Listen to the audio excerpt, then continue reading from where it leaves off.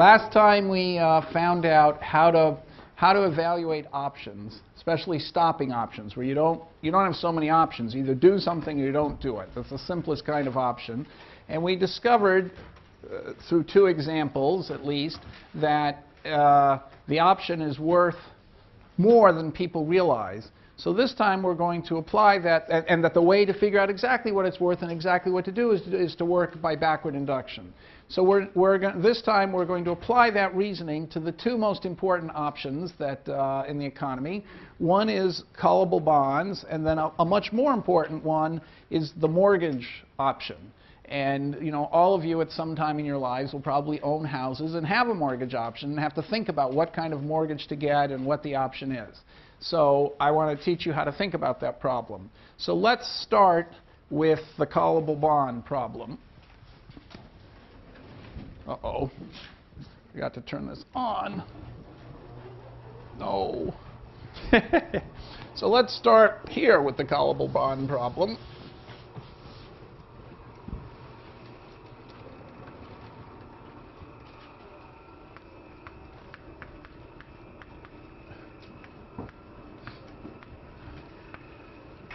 So callable bonds are issued by corporations, and they pay usually an interest rate, say 9%.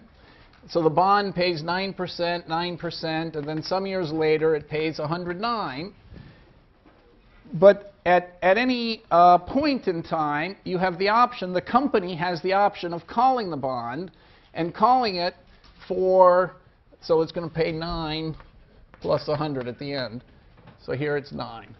So at any time, the company has the option of calling the bond. So what does that mean? It means after it's paid the 9, so the company's issued a bond promising to pay 9 for, say, 10 years, and then the principal in the 10th year, this is year 10, the total of 109. Okay, so that's the simplest possible bond. And the company occasionally has the option, we'll see in a minute why it would want this option, has the option of saying, okay, we don't want to make the rest of those payments. We want to get out of our promise. We've just paid you 9. We'll pay off the extra 100 that we're eventually going to have to owe, and we'll call it a day. So this is the payment, and this is the remaining balance.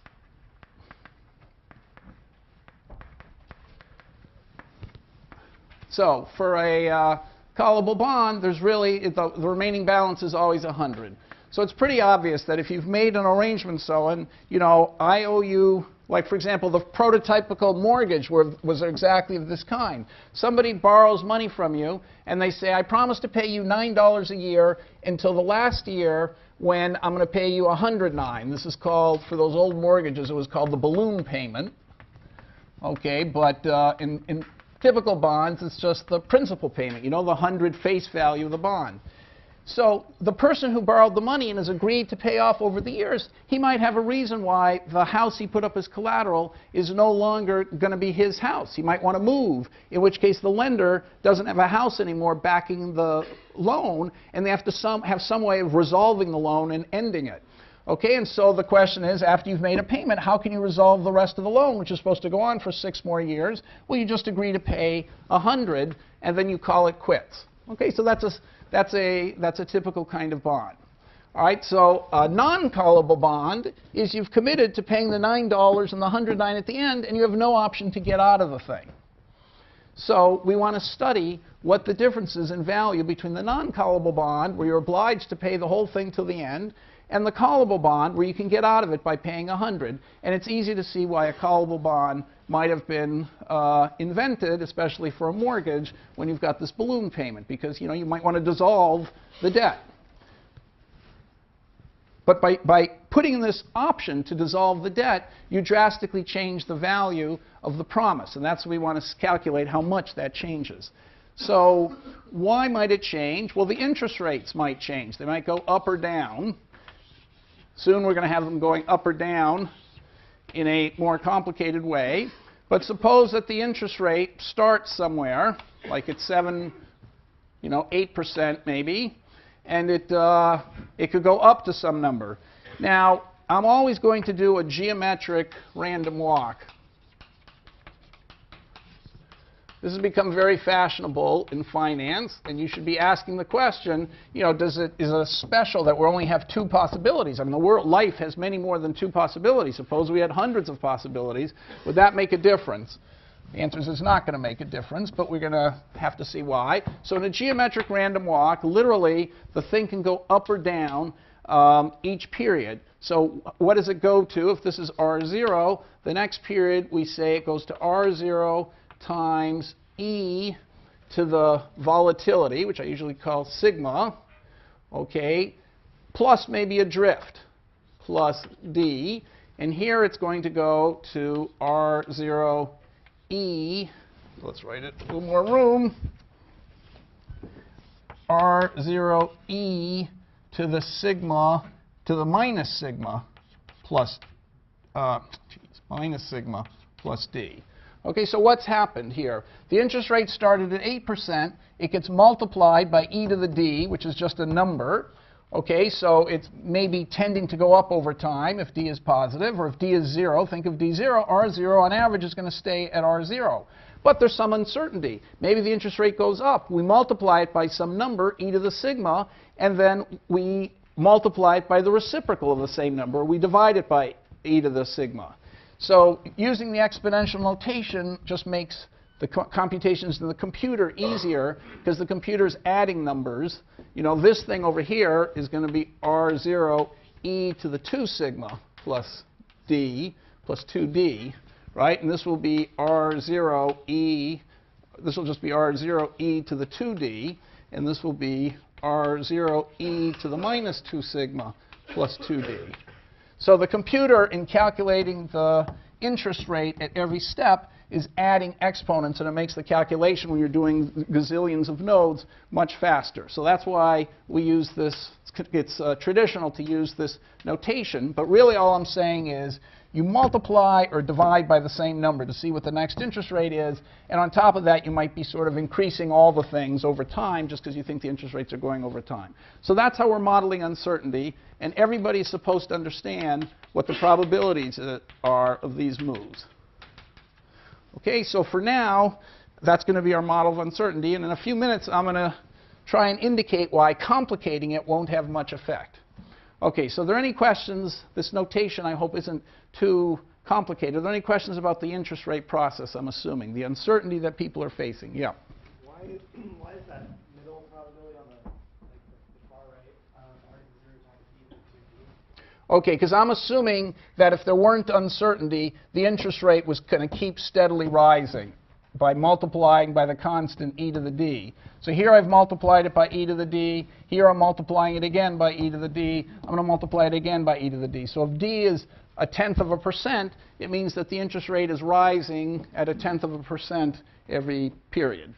You know, you might just think interest rates are going to get higher in the future. You might have a more complicated function than steadily rising or steadily falling. It's just that this is the simplest, to add a little complication without making it too complicated. Steadily rising or steadily falling and binomial uncertainty were the easiest simple things I could do. Of course, a more realistic thing would do more complicated things.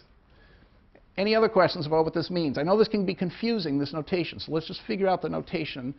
Make sure you understand it before I move on, because it's really nothing but notation. I'm just saying the interest rate is, 8% today. It can go up a little or down a little, and then, after that it can go up or down, and the percentage rise and fall is always going to be the same relative to a drift, and the drift might be 0, the drift might be positive. Okay, so to take an example, let's take an example here. Okay, so this is a, did I plug everything in? Yes. This is a spreadsheet that you have called callable bond. I did a little work on it, but not much. It's basically your spreadsheet. Everything's plugged in here. You're seeing that, right? Okay, so what I've done is I've said, let's take over here the year. So here are the years, 0, 1, 2, 3, blah, up to 31 or something. Then the bond coupon rate is 9%. So the bond is going to pay $9. 9% of the face is always 100. It'll pay $9 till the end. So if you look at, if I take the bond maturity of 30, down here I've got the $9 payments and I've got the remaining principal, the remaining balance, what you could pay to dissolve the contract. You could, after the first year, after paying 9, immediately afterwards you could pay 100 and say forget about the whole thing. Okay, so that's that. And so it goes all the way to year 30, and so year 30 you see you're paying 109. And then the bond is over, the 109, and by then the bond is over, there's nothing to talk about. Okay, so now I start off the interest rate somewhere at 8%. Okay, and I take the volatility, it's always said in hundreds, I take the volatility as 16, that means sigma equals 16 over 100. That's the way people talk about volatility of 16%. So that is a sort of standard volatility. 12 or 16% is about the annual volatility of these things, traditionally. So I've taken the volatility at 16%. So I take the drift as 0 to make that simple. The d is disappearing. Okay, so what does that mean? It means that whatever the thing was last period, when it moves to here, I take the old number, okay, at the top there. If you read this, I'm taking, this is the up multiplier. I just take e to the sigma plus d, and that's what this says over here, exponent of, just says that. Okay, so that's the up multiplier, and that's the down multiplier. So then, okay, and so let's just see how that looks. So if I look at the interest rates, I start at 8%, and they can go up, by that multiplier of 16% up or 16% down. And so if you take 8%, you add 16% to it, slightly more than 16%, because e to the 0.16 is a little bit more than 16%. You take 16% up is about 9.3% interest, and 16% down, you go from 8% to 6.8%. And things just go up or down. So that's the uncertainty. Okay, so that's what interest rates are going to do. So everybody knows that you start at 8%, and interest rates can go up or down by 16% for the next 30 years. The question is, what's the value of the bond? Well, if you couldn't call it, okay, please interrupt me if you're not following. If you couldn't call it non-callable bond, why would you expect it to have such a high price? Well, because the interest rate, the interest rate, remember, is only 8%. And on average, it's going to stay at 8%. It could go up or down, but it's always coming back. The middle thing there is always 8%. So if you look in the middle, it's 8%, 8%, 8%, 8%. So sort of the geometric average is 8%. On average, it's going to be 8%. That's less than the payment, 9. So the poor bondholder is overpaying, paying 9 every year when the interest rate's only 8%, and on average is going to be 8%. So obviously, the bond issuer is giving a very good deal to the buyer by paying 9 when the interest rate's only 8%. And you know how you calculate this. At every step, you'd have to do it by backward induction. So you'd write down, and we've done this before, the value at every node, Vs. Okay, so if I take a node here, what's the value of it? The value of the, so what's the value? So I could do okay, I don't know if I need to do a concrete example. How do I do this by backward induction? So I keep going like that. Right? And then life is going to end. This is the last payment somewhere. Let's say the last payment is here. So you're going to get 109, no matter what, because that's where the life, that's the last period, 109, 109, 109, 109. Okay, so we know what the value is here. At the end is 0 beyond this point. So the question is, and we know what the value is here, you just take the, you're going to pay 109 no matter what, so you just take the interest rate back here. Okay, so we know what the value is here. So the question is, if you figured out the value at the end of the tree, which is trivial because at the very end you're just going to get 109 for sure, can you figure out what the value is at the beginning of the tree? And the way you do that is for every node, you say to yourself, it doesn't matter which node you are, like this one or that one, let's call it node S. Okay, so the value of node S, this is the value just after paying the coupon. Okay, so you've paid the coupon, you paid the 9, Now what's the value? Well, in the non-call price, so let's do non-call bond, what is the value going to be? Well, just after paying the 9 here, what's the value of what's left? Well, half the time, so you're going to have to go up here. So so first of all, you're going to discount by the interest rate here. So it's 1 over 1 plus RS. So you're discounting by the interest rate there. Then half the time, you're going to have to, you'll go up, okay? And so what will you have to do if you go up? You'll have to pay 9, because that's the required payment. And then you'll be left in the same situation, except that you'll be at the up stage, or whatever the value is there, plus VS up. Okay, if this node is S, this node we call S up, and this node we call S down. So if you knew, so I'm doing this by backward induction, remember. I'm saying suppose towards the end of the tree, I figured out what is the value of the bond just after making the coupon payment. Since there are no coupon payments at the end, I know the value is 0. Okay, so having done it at the end and working my way backwards, now by induction, I can figure out the value at any previous node. So suppose I'm here, and I've already figured out the value of all future nodes. The value here is simply going to be, value here is just after the coupon payment, is going to be, I'm going to discount at the interest rate here, 1 plus RS. Half the time I'm going to have to go up here, in which case I'm going to pay 9.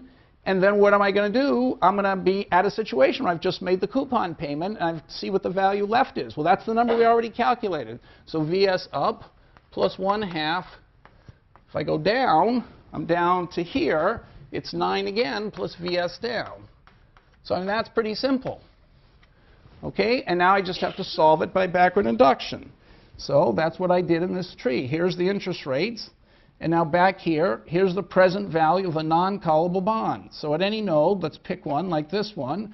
What's the value?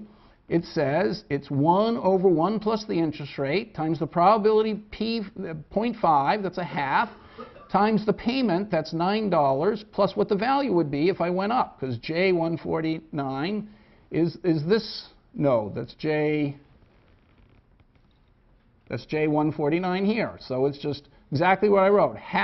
50% probability, J4 is the $9 at the top, plus the probability, plus the value of what I would get here, plus a half times the same $9 if I'd have to pay if I went down, plus the value that I'd get down here. So that's an extremely simple calculation to do, and because Excel, you know, is a brilliant, as I said, created by Kapoor, whose sister was my classmate and was 2 years ahead of me at Yale. You know, Excel immediately understands, he called it Lotus, immediately understands that if you give all these directions, you can't figure out the value here unless you know what the value is forward.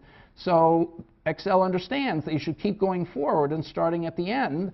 And at the end, it knows what the value is because it's just 0. So having got the value 0 at the end, it then works backwards all the way through the tree and gets the value at the beginning and gets it 113. So it's exactly what we want to do. And he's just written this brilliant program that understands, you know, if there's a dependency, you can't calculate this without knowing this. He says, okay, I don't know this. I'll go forward in the program to here. I can't do these either. I'll go all the way to the end. Now everything's 0, so I know all these numbers. Now, step by step, I can go backwards and get all of them. That's what Excel's doing, and it does it instantly. Okay, so there's no doubt about that, right? You all are way ahead of me on that. Okay, so the value is 113. That's a huge number. So obviously, it's a very generous company. The company may not want to be so generous. So the company says, look, we want maybe to, we want to be able to call the bond at 100, okay? And now so that simple option, what's it going to be? What's the value going to be? Well, obviously the company could call it right away at 100. So it's going to make the value go all the way down to 100 because the company now has the option whenever it wants to, like at the very beginning, before making the first payment, it could pay 100 here. Okay, or it could pay the $9 and then pay 100 here. So the question is, should the company do it? And when do you think the company will exercise the option? Why wouldn't the company exercise the option right away? So here it is. The bond's worth 113. Every period, the company's promising to pay $9. That's like a 9% interest. The interest rates in the economy only 8% at the beginning here. So it's losing money right from the start. Why shouldn't the company just say, okay, you know, we gave ourselves the option, we're taking it right away, we're going to just pay you 100 and cancel the whole thing at the beginning? Why wouldn't they do that? Okay, hang on for 1 second. Someone else, why wouldn't they do that?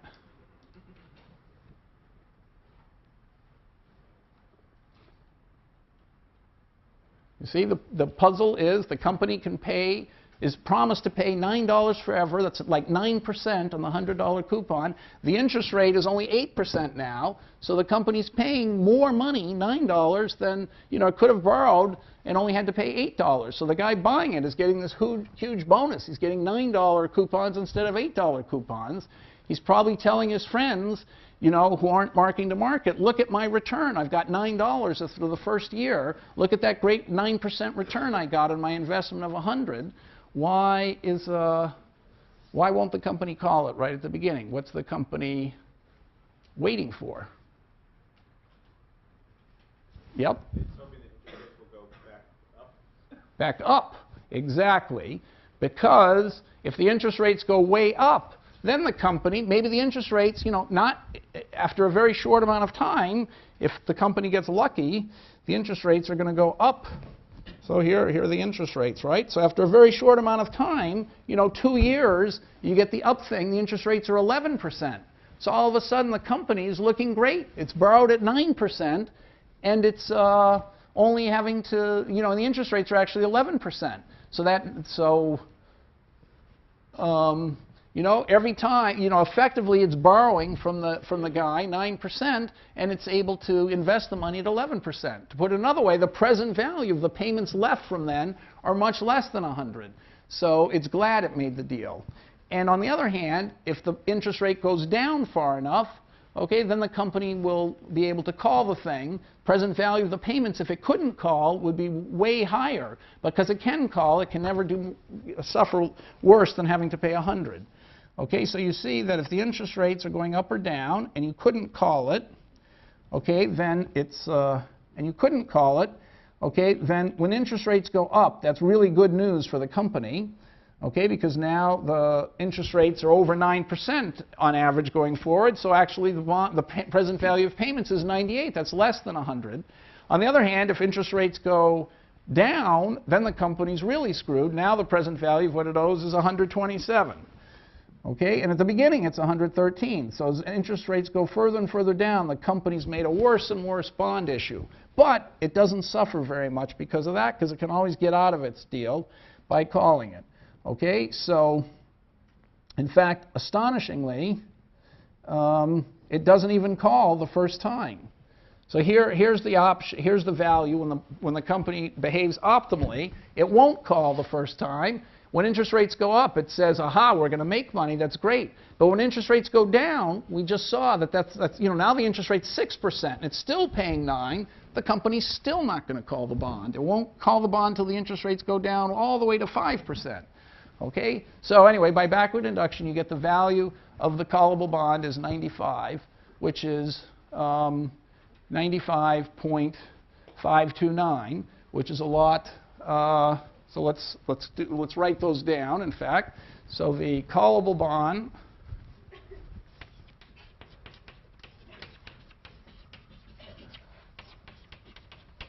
is 95.529. Okay, a non-call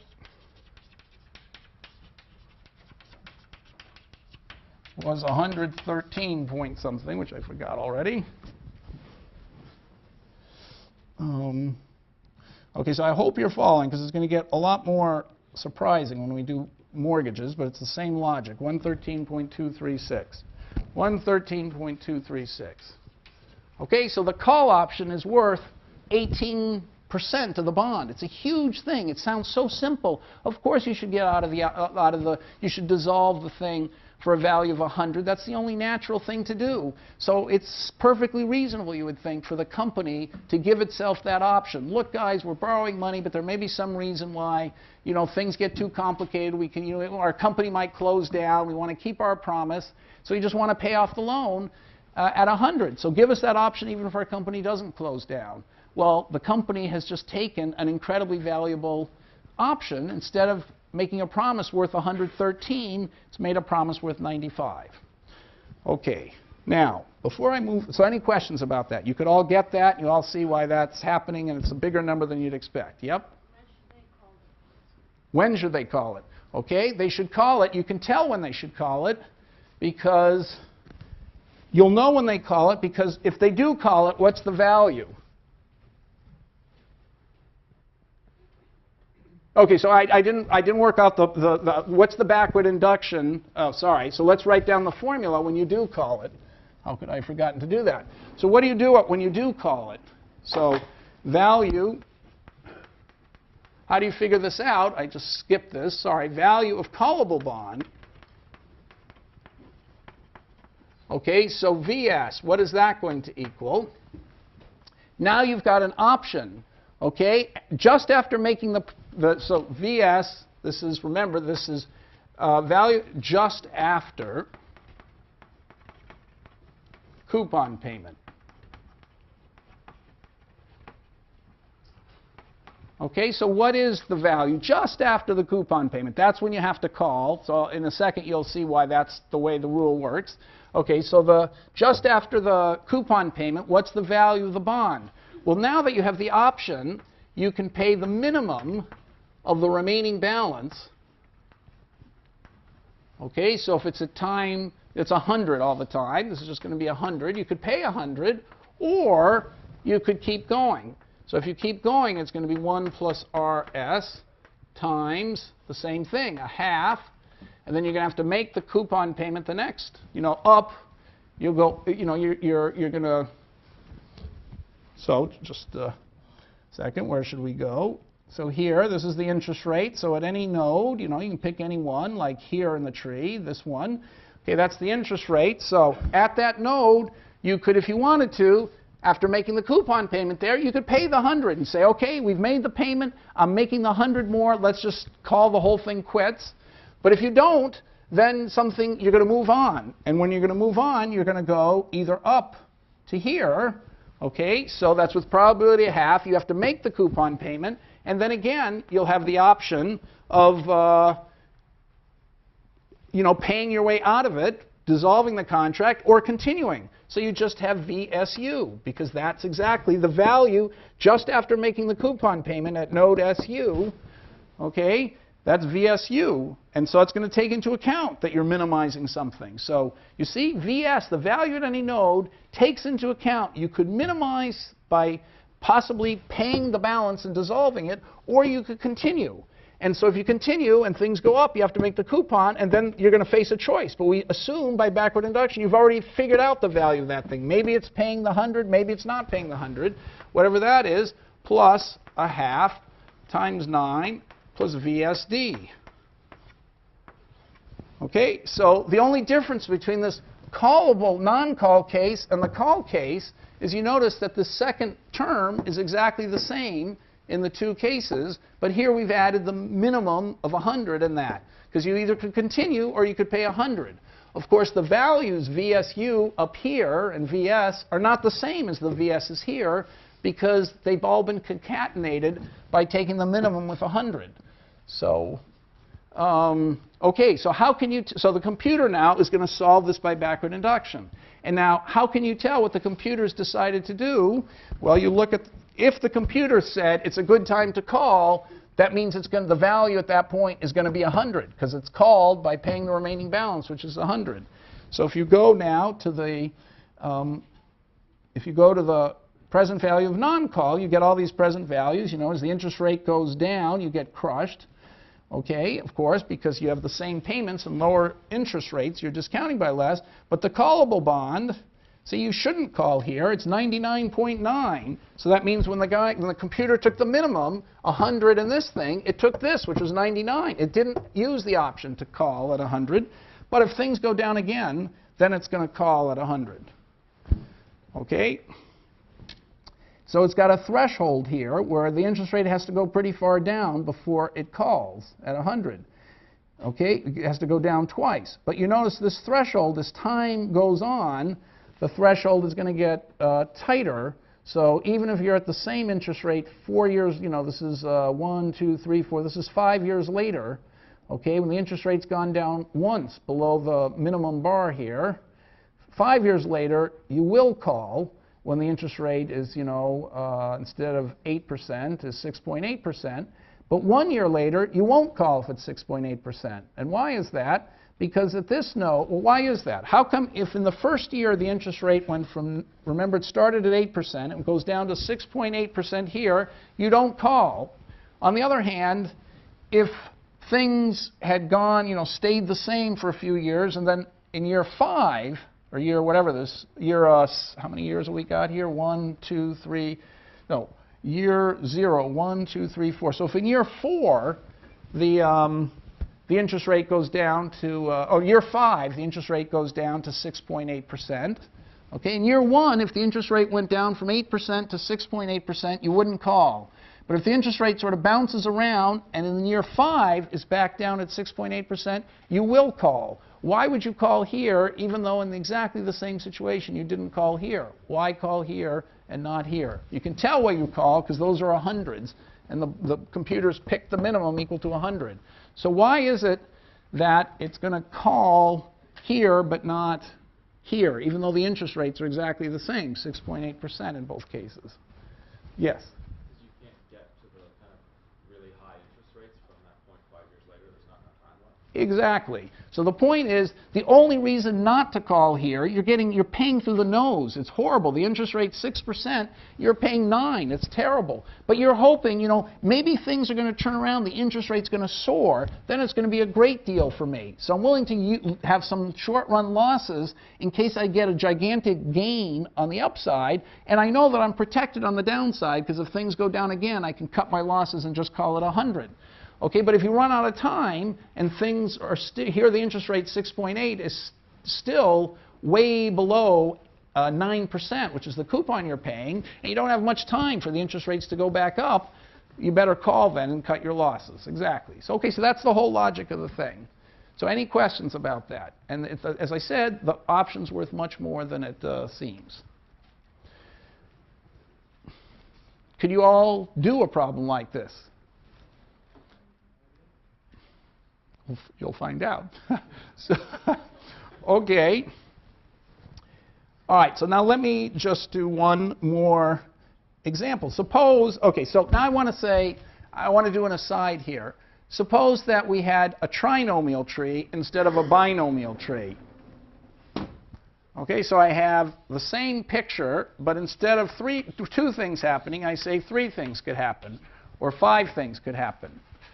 Okay, now how would I create? So I would take the same tree and put this here, you know, and I'd always allow for something happening in the middle. Okay, and then of course it gets more complicated, and I'm going to be able to draw it because now this thing, 3 things could happen from here, and from here 3 things could happen. From here, you know, I have 3 things. So I have a trinomial tree like that, right? Where always 3 things could happen. So from here I could go here, stay the same, or go up. Okay, now if I had a trinomial tree, and of course you could think of an n-nomial tree, would I keep the same numbers here? Well, I can't keep the same numbers because if I have a half and a half, that doesn't allow any probability for going in the middle. So I'll put a quarter here and a quarter. Okay, now what do I have to do to these numbers? Well, the drift I'm going to leave the same because on average it's still going to go up by d. Okay, so this was, remember, R0e to the minus sigma plus d. Okay, do I want to, but this, you know, so this is a probability of half. Okay, I just made up 3 numbers, a quarter, and a half for the trinomial tree. Suppose those are my numbers. If I want to make this tree comparable to the binomial tree, what does it mean to be comparable? It means that the standard deviation and the expectation of the interest rate ought to be the same. Okay, so So I'm using the fact that if there are normally distributed random variables, all I need to know, so if there were millions of successor interest rates, and I took them with this, then there are millions of these successor interest rates, then as long as the standard deviation and the expectation were the same, no matter how I put the probabilities, I'd get almost the same variable because it would be normally distributed with that standard deviation and that expectation. And normally distributed, as I said, means it's determined by standard deviation and expectation. So what do I... So I've just picked a quarter, a half, and a quarter. It's as if I had two moves where you could get two ups to go to here, an up or down or a down or up to go here, and two downs to go here. That's why I picked a quarter, a half, and a quarter. It's like I added two 6-month moves here and called it a 1-year move. Okay, so if I keep dividing the process and having it happen quicker and quicker, I'm going to, by the central limit theorem, I'm going to get something normally distributed with a corresponding standard deviation and mean. So what is going to end up as the standard deviation here and here? Okay? Well, I know to get the same variance, before I had a half sigma squared plus a half sigma squared. That equals sigma squared.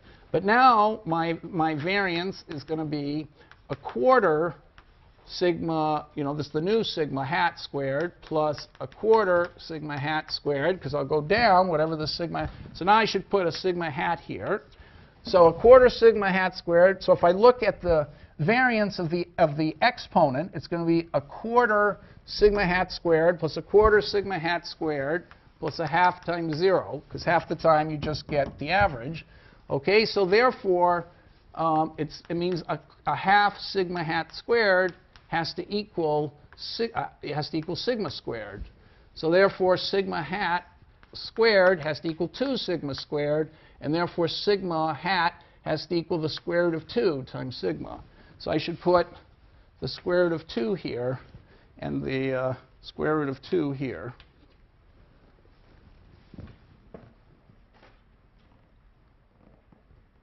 Okay, so now if I do a trinomial, but I have, for the trinomial to be similar to the binomial would be sort of here and here. And the trinomial, there's a lot of probability you're stuck in the middle. So to get the same kind of average spread, I'm going to have this thing sticking further out and this thing sticking further out. But if I choose my numbers by multiplying by the square root of 2 here, okay, and the square root of 2 here, the standard deviation of this trinomial is the same as the standard deviation of the binomial, and the expectation of the two are the same. So and I could do the same thing with an n-nomial, or an any number thing I wanted to, and I could always pick the standard deviation properly, pick these nodes properly so that I had the same standard deviation and expectation as I did with the original binomial tree. So just because I've got 3 nodes or 5 nodes, on average they can turn out to be the same, and the average spread squared can also be the same as the binomial. And if I do that, okay, I'm going to get a shockingly similar answer. So, so let's just see what we get. So what do I have to do now? I have to go to trinomial. Okay, so what did we do here? We did 9% was the coupon, and the interest rate started at 8%, and the volatility was 16. So if I go to trinomial, okay, I put 9% to start, 30 years, 8% the starting rate, and volatility is 16. And now I have to do the up multiplier, okay? And by doing that, you see I've multiplied up there in that formula. There's a square root of 2 there, 2 square root of 2. So I've got just a slightly more complicated thing.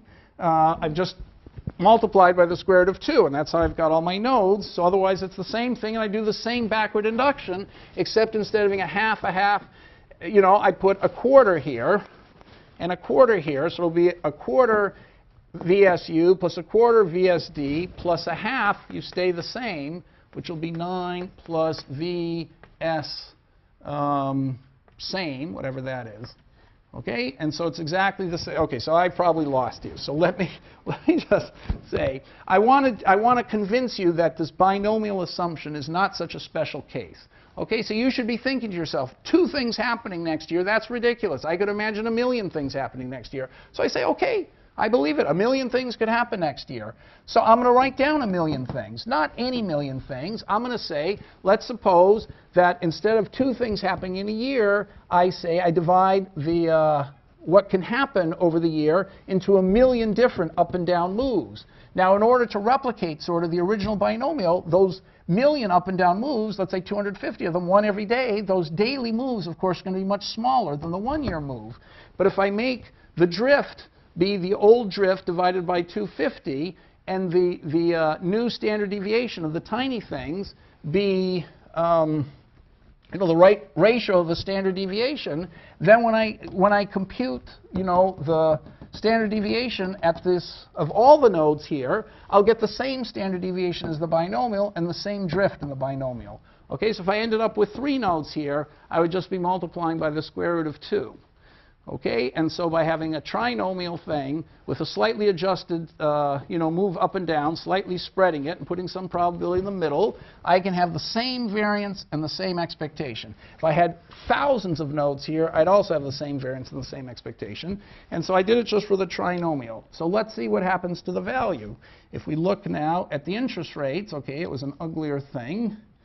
I couldn't do it quite as, I was too lazy to do it as neatly. So the interest rate started at 8%, and now they can go up to 10 or down to 6.3.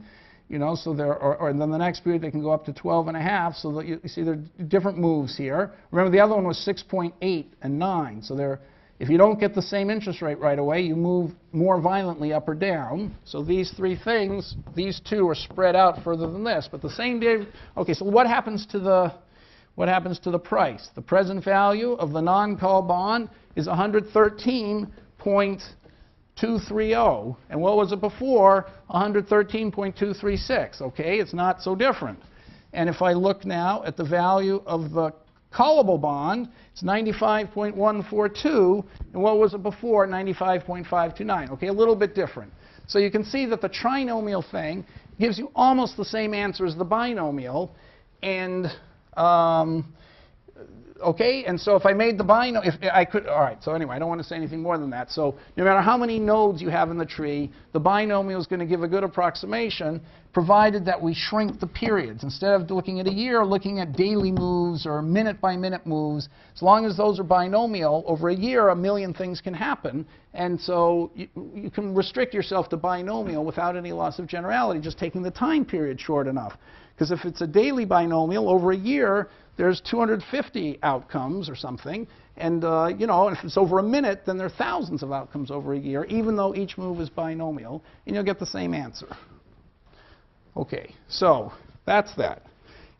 All right, so we've done the callable bond idea, and the call option is worth a lot. Now let's take a more concrete example, the one that you've all heard your parents talking about, if you don't own a house yourself, which is a mortgage. And I just want to do the same thing and help you start to think about how to value mortgages. Okay, so what's a mortgage? A mortgage is, you don't have the balloon payment at the end. You pay the same amount each period. So if you have a 9-year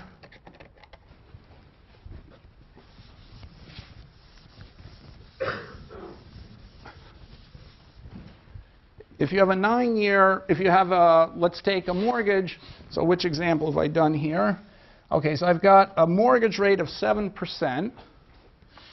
Okay, 7% coupon. 7% coupon, you can see. And it's a 30-year fixed rate mortgage. Okay, now how much does that mean you have to pay every year? Why isn't it nice? So every year, what are you going to pay? You're not going to pay 7. What this means is whatever X you pay every year, that's your annual payment. In the 30th year, you're still going to pay X. Okay, but if I took this all over 1.07 plus X over 1.07 squared plus this over 1.07 cubed plus this over 1.07 to the 30th, I would get 100. Okay, equals 100. So that's how X is chosen, so that the constant payment, the mortgage is an annuity of constant X whose present value at the coupon is equal to 100. That's how you define the payment on a mortgage. Okay, so but a mortgage has to be defined more completely than that. You also have to say, what do you get by dissolving the mortgage? How much do you have to pay? So right away you have to pay 100. What would you have to pay here if you dissolved the mortgage right after so remaining balance equals payment just after coupon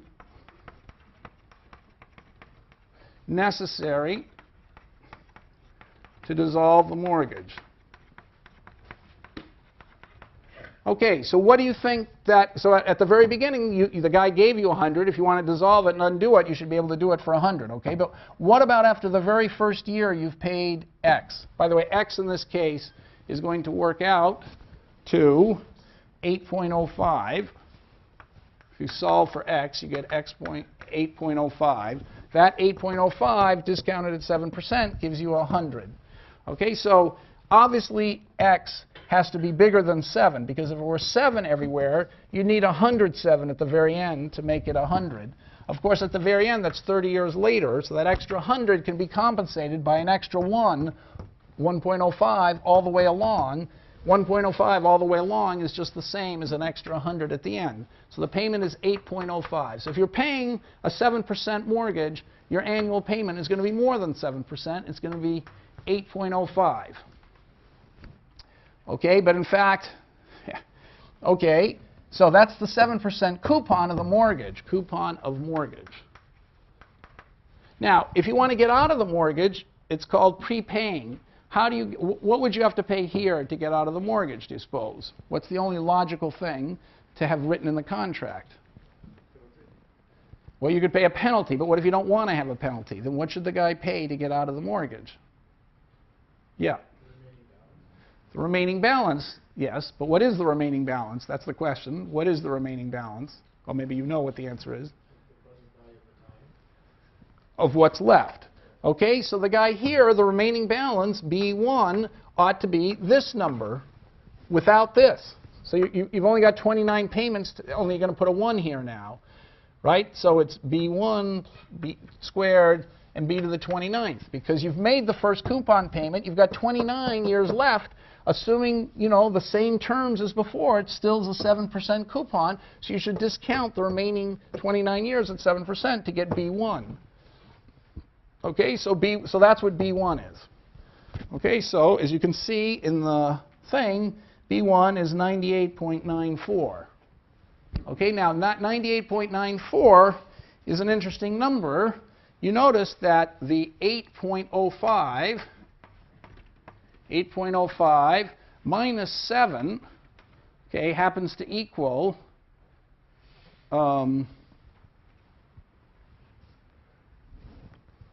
that plus B1 has to equal 100, okay, which is B0.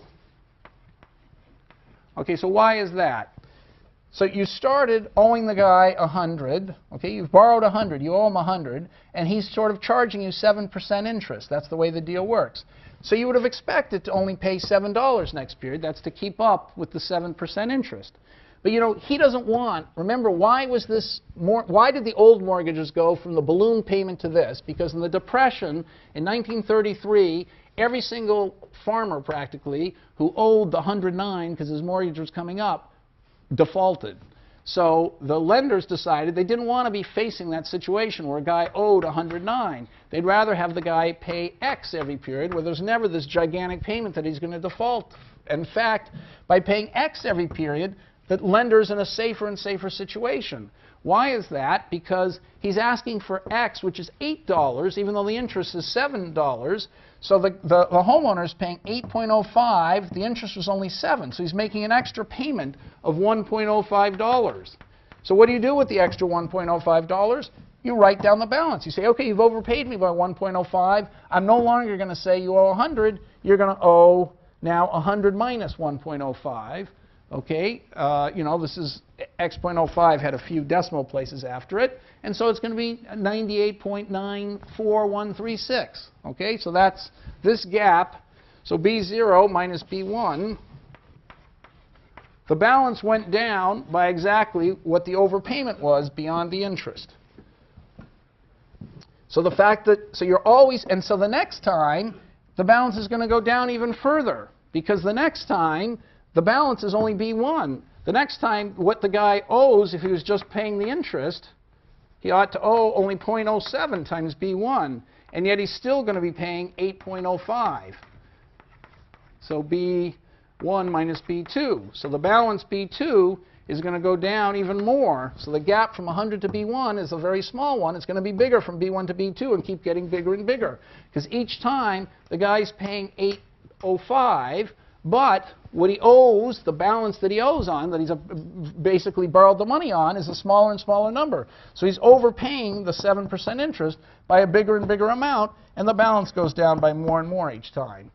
Or to put it another way, if you take, you know, the first thing is, you know, B1 is x times 1.07, 1.07 squared, 1.0729. B2 is x, 1.07, blah, blah, blah, x times 1.07 to the 28th. So the difference between this and this is the last payment, which is 1 over 1.07 to the 29th. The difference between this and this is the last payment, which is 1 over 1.07 to the 30th. Okay, and so as that final maturity gets smaller and smaller, the gap gets bigger and bigger. So I'm just rewriting this, saying the same thing in different ways. Okay, so any questions about this? Did I go too fast, or are you with me? Somebody ask a question if you're lost. Yes. Why do I what? I'm sorry, why do I, say it louder? Why do I discount what? Why don't we? Because we're subtracting B1 from B0. On the right hand. Yes, this. Okay, so let me say this again. You borrowed 100. The coupon is the agreed upon interest. So you should owe the guy $7 or $107 the next period, right? Not 100 anymore. There's 7% interest. Now you owe the guy 107, right? But at that moment when you owed him 107, you paid him 805. So the guy says, look, I lent you 100. I expect 107 back next period. You pay me 805. That's more, you know, that's 805. So what's left that you owe me? 805. It's 100 minus the 1.05. So 98.4 something. Okay, so you see, okay, so let me just say it again. You borrowed 100. The next year, you owe 107. We've already taken into account the interest rate. It's 107. So we're sitting in next year. We're no longer sitting back here. B1 is as of next year. So the guy, you should really by rights be owed now, the lender should be owed 107 now, because he lent 100 last year. The agreed upon interest is 7%. So he should be getting 107 this year. What is he getting? He's getting 8.05. So what's left is 107 minus 8.05.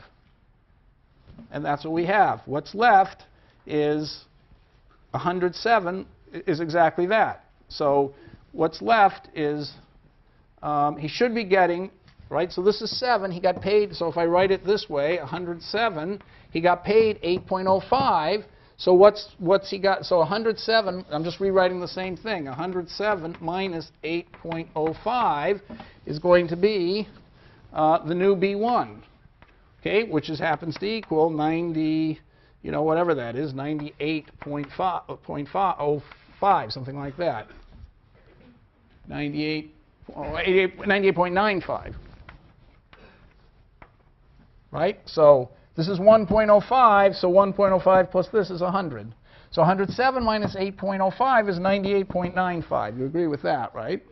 Okay, so what I'm saying is a year later, you were owed 107, you were paid 8.05, so obviously what's left that you're owed is the difference, 98.95, and that's exactly what the equation was that I wrote before. Okay, any other questions? Okay, so you can always divide a mortgage payment into the interest part. So any mortgage payment, X, can be divided into the interest. So now let's erase this, and I'm saying it in other words.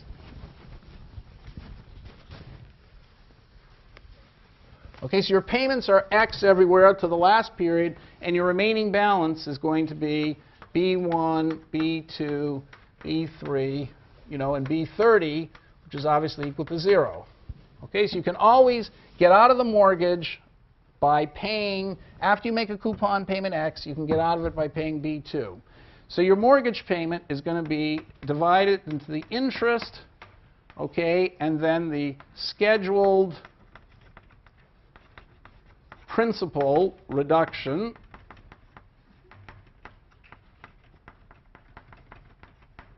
Okay, so here you pay 8.05, the interest was only 7%, so you've overpaid, so that's why the balance goes down. That's the scheduled balance.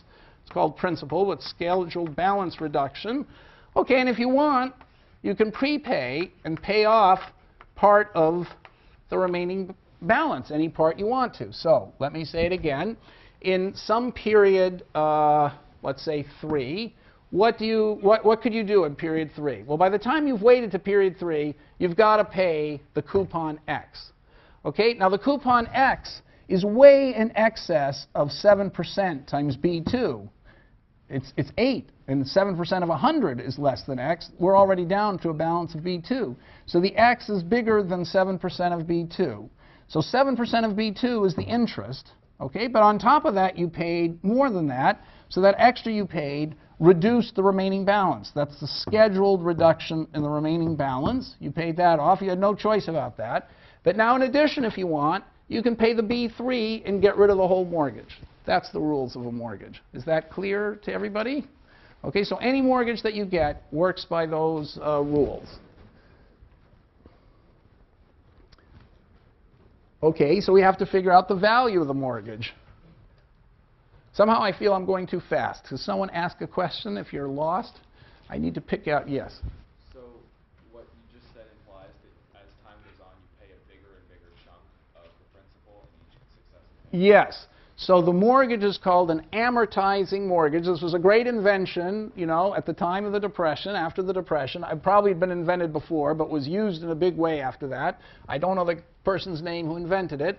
And it has the property that first it has the property that you're always paying more, because you're paying level payments. You must always be paying your principal down. That makes the lender safer and safer because it's the same house protecting his loan as collateral. We haven't come to collateral and how the whole world depends on collateral yet, but we're going to, believe me, we're going to get there. And so we haven't gotten to collateral yet, but when we get to it, the lender is protected by the house. The amount that's owed to him started at 100. It's getting lower every period, so he's feeling safer and safer. That contrasts to the old lenders during the Depression, who were at the most vulnerable right at the end. Oh, I've lost it. Right, most vulnerable right at the end. Here, these lenders are getting less and less vulnerable as time goes on.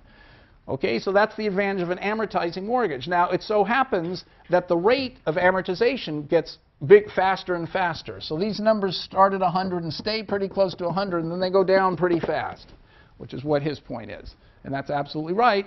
And so if you look at the remaining balances here in this chart, it started at 100, went to 98, went to 97, 96, 95, now 93, 92, 90. They're going down faster and faster. If you keep going, you're going to see that they're going, they start leaping down from 73, 76 to 73, 73 to 70. So, now they're starting to go from 43 to 38. They're really, by percentages, going way down really fast. 21 to 14 to 7 to 0. Okay, so they go down really fast at the end, the remaining balance. Okay, but that's just the way the amortizing fixed interest mortgage works. Okay, and now we want to think about how to value it. All right, so the way so now let's suppose so we've got the payment is 8. The coupon that they agreed on in the mortgage was 7%, but that's different from what the interest rate is in the whole economy, which is 6%, say. So suppose the interest rate is 6%. Why would it be that with a 6% interest rate today, 1-year interest rate today, why would it be that if the interest rate was 6% today, too complicated, this tree. If the interest rate were 6% today, why would it be that the mortgage rate that people would agree to, okay, could be 6%? Why is it that the mortgage rate people could agree to? So this is 7.3%, and this went down to, 4.9%. That's in that tree. Okay, so you tell me, why is it that when the interest rate is 6% today, so everybody knows on average it's going to stay around 6%, and here I want to get a loan from a bank to buy a house, and I put up my spectacular house as collateral, so the bank should feel safe. It's amortizing and all that. They should feel safe as long as they haven't lent me too much money. Right, by the way, if my house is only worth $80 and they lend me $100, then the bank's in trouble. If the house is worth $100 and they lend me $100, the bank might be in some vulnerable situation if the house loses value. So banks would have to be stupid, as they were, to make loans of the home value almost equal to the house value. But we're going to come back to that. So suppose the house is worth way more than the $100 they lend me. The amount I'm owing the bank is only going down, so the house is protecting the bank completely, has no worries of me defaulting, because it'll just take my house. Let's take that case. The interest rate in the economy is 6%. And here the bank is charging me 7% mortgage rate. That's what we agree on. And of course, when it charges me 7% mortgage rate, I'm going to be paying $8 every month. How could that possibly be fair? Or to put it another way, why does the bank have to charge a mortgage rate that's way above the starting interest rate? Why would it have to do that? Why does it do it? Why is everyone willing to pay it? You see what the question is? Back there, yes. Right. I've got this really valuable option, which of course the bank realizes. I can always get out of it. I can pay the remaining balance and get out of it. Now, what am I hoping for when I take my 7% mortgage out from the bank? What am I hoping for? How am I going to make money, the homeowner? Yes? If the interest rate rises. Right. So if there's some tremendous inflation, like there might well be now, some tremendous inflation in the next 5 years. This is a 30-year loan. If in the next 5 years, the economy's in so much trouble and we've got all these homeowners underwater and we owe so much money to the Chinese, we could well see the Fed engineering a gigantic inflation. So the interest rate might go up to 10%. I'm continuing to borrow effectively at 7% from the bank. How can you see that? Because this remaining balance, remember the whole way it's structured is, the payments, after a year, the 100 I borrowed goes down to B1. But it's like a 20-year mortgage where I've borrowed B1. Again, it's 7% interest. After the third year, after making my payment, the 27 years left of the mortgage are treated explicitly by the law of the contract as if I borrowed B3 at 7% interest. So in other words, a mortgage is like a contract where every year I get to re-borrow at 7%, but I'm borrowing a smaller and smaller amount. So I perpetually get to borrow at 7%, but I have the option of canceling the whole thing by paying off the remaining balance. So I'm hoping that the interest rate's going to go to 12%, and I'm going to be borrowing still at 7%. Borrowing at 7% and reinvesting it at 12%, I'll make a killing.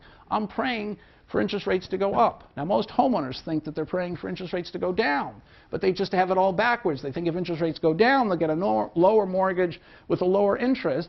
They don't realize that the present value of their future payments are going to go up. So they should be hoping for the interest rates to go up. They should be hoping for a big inflation. Okay, and that's when they're going to make money. So and the option that the homeowner gains if interest rates go up, and the homeowner can always get out of the mortgage and pay it off if interest rates go down by paying off the remaining balance, that's tremendously valuable. Okay, so how do we compute that value? We have to do it by backward induction. Okay, so you can't, you can intuitively see there's some value, but you don't know exactly what it is until you do it by backward induction. So here, the payments are always 8. The payments we said were 8.05 and 8.05, and then at the end, 8.05.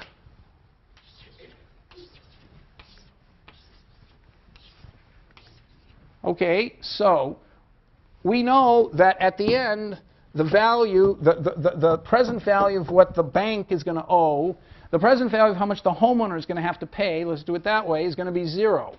Okay, so we know that at this point, what's the value that's left is 0 because there are no payments after this final, that's year 30. There are no payments after that.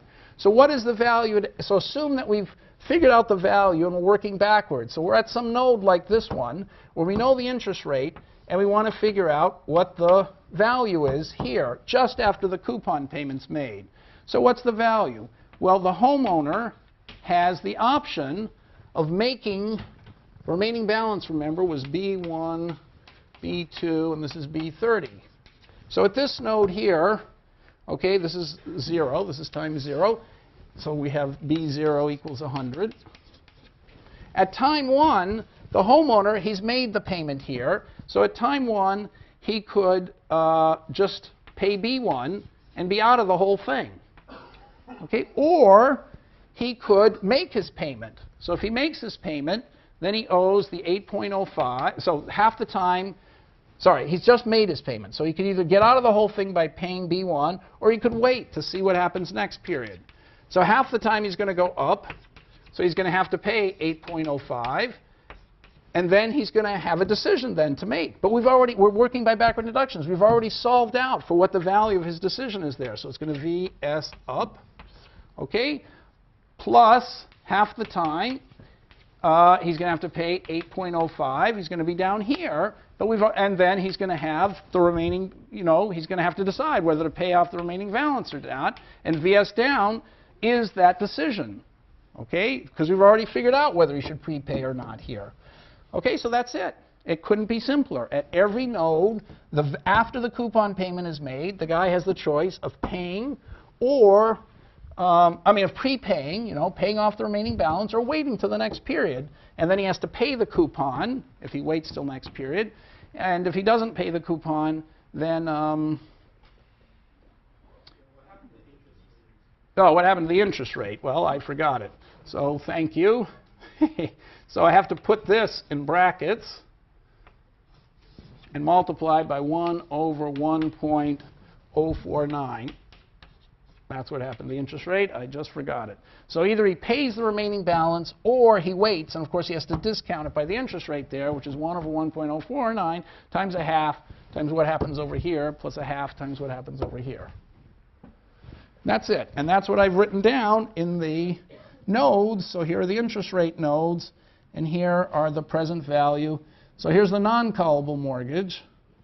Okay, so the non-callable mortgage, if the homeowner were so stupid that he never prepaid and the interest rate is 7%, the mortgage interest rate is 7%, and the interest rate starts at 6%, that's obviously great for the bank. The guy's stupidly always going to pay, never prepays, the bank makes $109. But if the guy is much smarter than that, if the guy's much smarter than that,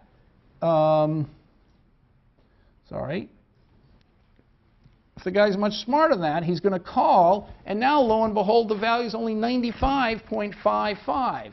Okay, the option is so valuable that even though the interest rate is 7%, it is 6%, the mortgage rate is 7%. The banker's incredibly overcharging him, and the and the guy will never default. Still, the bank is getting a terrible deal because the option's so valuable to the guy.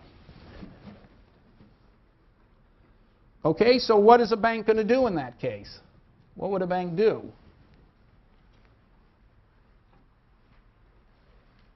I mean, if you were the banker, what would you do? The interest rate is 6%. You can't control the interest rates. That's the whole economy. Everybody's patience and impatience and all the Fisher stuff is determining all these interest rates. What would you do for your, what would you do? You wouldn't charge 7% as your mortgage rate. You'd have to charge a higher mortgage rate. Maybe you'd charge 8%.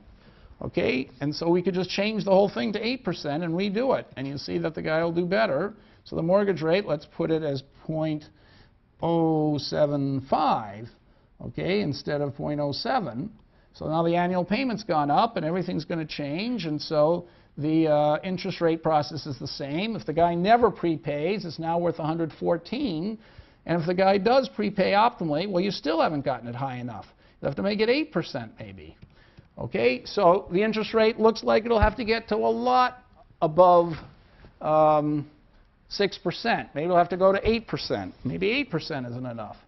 Well, on average, let's just try 0.08, and now we can see how that worked out. Interest rate process is the same. Look at this. If the guy never prepays, it's worth 120. If he does prepay, it's still not enough. So it's going to have to be 9% or something. Now, typically, if the interest rate is 6%, the mortgage rate will be something like 7.5%, not the 9% or 10% I'd have to get up to. So why do you think that is? Yes? Maybe there are enough dumb people who don't prepay to make up for the smart people who do. Exactly. You have to count on the dumb people. So that's an important fact of life. You not only have to count on them, you have to count them. So you have to figure out what fraction of the population is this. It's going to only pay you 98 in the end. And what fraction of the population is this? They're going to pay you 120 in the end. Okay, and if you knew which of the guys were the 120 guys, what fraction were the 120 guys, and what fraction of the 98 guys, you'd know what the thing was worth. Okay, and it's going to be, okay, so, all right, so, how far am I going? All right, so if you're a mortgage hedge fund, my company is a mortgage hedge fund, that's what we started out with. We quickly did these calculations, and now, all right, so if you look at the data, you're going to find, oh, by the way, Sunday I'm having, remember this extra class Sunday night to tell you a little bit about the real world. So I'm going to save the stories of all the data and stuff till then. But basically, we look at how people have behaved in the past, you know. So we're doing this tree, and we're figuring out, you know, from this tree you can figure out when the people should have prepaid or not. Okay, actually the next tree, if you have $1 worth of principal, okay, if you assume that the original principal was $1 instead of 100, and you always figure out at every node what would $1 worth of principal be there, okay, you can find out in an easy way when people should prepay. So here you can see where all the ones are is when they should have prepaid. So I don't have time now to explain that, but anyway, just a slight modification of the tree shows you when they should prepay. So you can look at when people should prepay, and you can look in the data at how many of the people do prepay. So you can go house by house. You know, it's public information. Are these people prepaying or aren't they prepaying? How smart are they? And you can deduce from having watched them in the past miss opportunity after opportunity to prepay. You know that these guys, now it's not a matter of being stupid. In fact, the smartest people might be the ones not prepaying. They're not paying attention. Or maybe it's a real hassle for them to prepay. So we're going to come to the reasons why they won't prepay. So you have to calibrate how many people are behaving optimally and how many people aren't. And then you can judge how high you have to set the interest rate to make a reasonable profit. And I'm going to talk more about that next time.